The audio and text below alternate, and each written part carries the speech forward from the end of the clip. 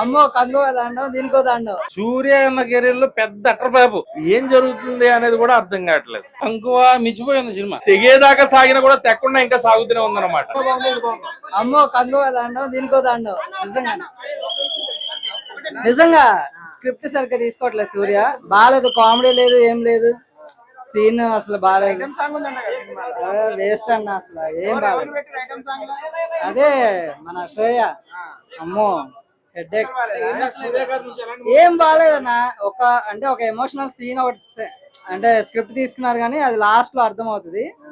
అదొక్కటి కొంచెం ఓకే అనిపించింది కానీ మిగతా అంతా స్టోరీ లైన్ కానీ స్క్రీన్ ప్లే కానీ డైరెక్షన్ కానీ ఏం లేదు. కానీ ఫైట్స్ అంటే ఇంట్రెస్ట్ ఉన్న వాళ్ళకి నచ్చింది. ఫైట్స్ అంటే బాగా ఇంట్రెస్ట్ ఉన్న వాళ్ళకి బాగుంది. ఎగ్డే క్యారెక్టర్ ఏదో అలాగే, ఆ ఒక సాంగ్ ఒకటి బాగుంటది, ఆ సీన్ ఒకటి బాగుంటది, అంతే అంతే, ఇంకేం లేదు. మరి అంత బాగుందనేసి అయితే చెప్పలేదు నేను. ఓకే అంతే. సూర్య అన్న కెరీర్ లో పెద్ద అట్రబాబు, బిగ్గెస్ట్ అట్రబాబు. కంకువ మించిపోయింది సినిమా. ఏం బాగాలేదు. ఒక సాంగ్ ఉంది, ఏదో ఆచి బంపర్ బట్టి తొక్కర బట్టి ఉంది కానీ 15 నిమిషాలు ఒక లెంత్ సీన్ ఒకటి తీశారు, సింగిల్ షాట్. అదొకటి బాగుంది. ఉంది శ్రీయతో అట్రప్లాపే. అది కూడా అట్రప్లాపే. శ్రీయ ఇప్పుడు ఏమన్నా చూసేస్తారండి, ఫ్యాన్స్ వచ్చేస్తున్నారు ఏమన్నా శ్రీయ కోసం. కొత్త కొత్తలు ఊరసీర అవుతులని శ్రీలీలని పెట్టి ఐటమ్ సాంగ్లు చేస్తారు. ఓల్డ్ హీరోయిన్ పెట్టుకొచ్చి ఐటమ్ సాంగ్ చేస్తే ఎక్కడ చూసేస్తారు, ఎక్కడ వర్కౌట్ అయిపోద్ది.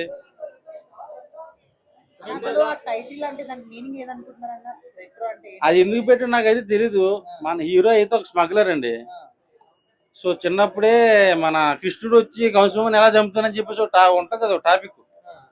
హీరో మచ్చేసుకుని ఎక్కడో పుడతాడు, ఆ మచ్చ ఉన్న కూడా వచ్చి మమ్మల్ని చంపేస్తాడని చెప్పేసి ఊర్లో ఉన్న పిల్లలందరూ చంపేస్తారు.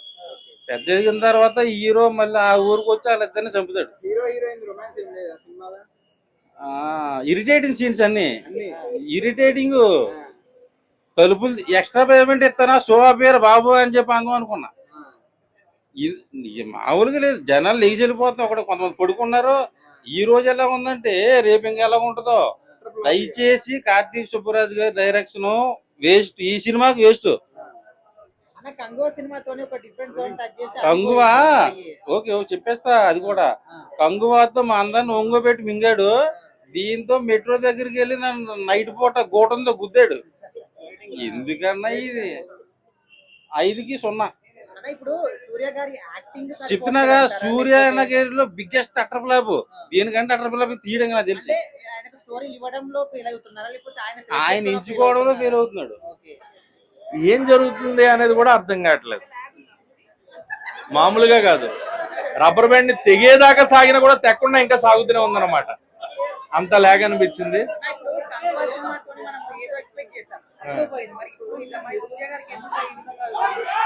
స్టోరీ సెలక్షన్ ఎందుకు ఆయన వీక్ అవుతున్నారో అర్థం కావట్లేదు అన్న. ఆయనకి డైరెక్టర్లు చెప్పేది ఏం చెప్తున్నారో, తీసేటప్పుడు ఏం చేస్తున్నారో క్లారిటీ రావట్లా. అదొక్కటే ప్రాబ్లం తప్ప సూర్య గారు ఆయన యాక్షన్ పెర్ఫార్మెన్స్ గురించి ఏం లేదు. బట్ మూవీ మటుకు అస్సలు భరించలేకపోయాం. అసలు సాంగ్స్ గురించి తక్కువ మాట్లాడుకుంటే అది మంచిది. బ్యాక్గ్రౌండ్ మ్యూజిక్ బాగుంది. అండ్ పూజా హెగ్డే నల్లగా ఎందుకు, తెల్లగానే చూపించవచ్చుగా. అంత నల్లగా చూపించాల్సిన అవసరం అయితే లేదు. ఆమెను ఉన్న రంగును తీసేసి డీగ్లామర్ చేయాల్సిన ఇంపార్టెన్స్ ఉంటే చేసినా ఓకే. అంత ఇంపార్టెన్స్ కూడా నాకేం కనిపించలేదు. అలా డీగ్లామరైజ్డ్ గా చూపించడానికి ఎందుకంత అవసరం ఏంటి అనేది ఒకటి. అండ్ గోల్డ్ ఫిష్ అన్నారు చివరిదాకా. ఆ చివరికి వచ్చినప్పుడు ఒకటే ఫిష్ బతికిందంట, మిగతా ఫిష్లు అన్ని చచ్చిపోయాయి అన్నారు. మరి ఆ ఫిష్లు చచ్చిపోవడం ఏంటో, ఆ ఫిష్లు ఏంటో, ఆ గోల ఏంటో, దాన్ని మళ్ళీ ఊరికి తీసుకెళ్లి అదేదో కలేజ సినిమాలో దేవుడు అన్నట్టుగా దేవుడిని చేశారు సూర్య గారిని, త్రిశూలం అని చెప్పి. ఏది కృష్ణుడు అంశకి లింక్ పెట్టారు అనమాట. మన కృష్ణుడు ఎన్నోసారి పుడితే అది అన్నట్టుగా అదొక కథను సృష్టించి ఆ కృష్ణుడు అవతారం అన్నట్టు. ఏమో కార్తీక్ సుబ్బరాజు గారి వీకెస్ట్ ఫిలిం ఇది. కంప్లీట్ గా నాకు అనిపించింది అయితే ఆయన తీసిన సినిమాల్లో ఆయన కెరియర్ కి this will be the weakest and worst film. Suriya గారి నుంచి మళ్ళీ ఆయన పెర్ఫార్మెన్స్ చేసే క్యాపబిలిటీ ఉన్న యాక్టర్ అన్న.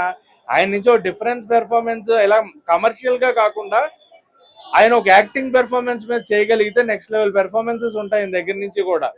సో అలాంటి పెర్ఫార్మెన్స్ ఏమన్నా ఉంటే బాగుంటుంది అనుకుంటున్నాం. అంతేగాని వద్దు ఇలాంటి కమర్షియల్ అనుకునే అవుట్డేటెడ్ టైప్ ఆఫ్ వద్దు అనేది ఒక ఫీలింగ్. కాకపోతే ఏంటంటే మామూలుగా ఎవరు 93 హీరోలు చేయాల్సిన సినిమా అతను చేయాల్సిన సినిమా కాదు. కాకపోతే జస్ట్ వన్ టైం చూడొచ్చు పోయా. ఏంటంటే మరి అంత ఫుల్లీ జస్ట్ ఎంటర్టైన్మెంట్ కానీ వన్ టైం చూడొచ్చు పోయా. ఒక వన్ టైం చూడొచ్చు అంతే. ఇక్కడే చెప్పు, ఎలా ఉంది రెట్రో సినిమా? నచ్చలేదు భయ్య. నచ్చలేదా? ఎందుకని? అసలు సూర్యకు తగిన కాన్సెప్ట్ కాదు ఇది. సూర్య చేయాల్సిన సినిమా కాదు అనిపించింది. చాలా లో వర్క్స్ ఉన్నాయి సినిమాలో. అంటే చాలా బ్యాక్గ్రౌండ్ కానీ లొకేషన్స్ కానీ అసలు అంత బాగా సినిమా అంతా లాగ్ లాగ్ లాగ్ తలనొప్పి వస్తుంది. సినిమా బాగా సెకండ్ హాఫ్ కొంచెం లాగడానికి ప్రయత్నించారు. పర్ఫార్మెన్స్ ఎలా ఉంది? తను కూడా బ్రో ఇది ఎట్లా అంటే పాతకాలం నాటి సినిమా లాగా అనిపించింది కానీ అంత ఎక్కదు ఎవరికి. లవ్ స్టోరీ అన్నారు అంటే తన కోసం ప్రయత్నిస్తూ ఉంటాడు. అంటే తన లవ్ ను పొందడానికి సూర్య ప్రయత్నిస్తూనే ఉంటాడు. బట్ లాస్ట్ లో సక్సెస్ అవుతుందా, మధ్యలో సక్సెస్ అవుతుందా, అవుతూ ఉంటది, పడుతూ ఉంటది, లేస్తూ ఉంటది. చాలా లాగ్ అయిపోయింది సినిమా. లాస్ట్ కు ఒక 20 minutes చాలా బాగుంది. సినిమాలో లాస్ట్ కు అందరు నవ్వుకుంటూ బయటకు వస్తారు ఎందుకంటే జోక్ బాగుంటది. అదొకటే బాగుంది సినిమాలో. ఆ జోక్ ఏంటంటే 399 గన్స్ తుప్పు పట్టినవి ఒకటి మాత్రమే గన్ పనిచేస్తుంది అనేది అదొకటే జోక్ బాగుంది. లాస్ట్ లో అదొకటే ఏంటంటే 399 సీన్స్ బాగాలేదు, ఒక్క సీనే బాగుంది సినిమాలో. Thank you bro.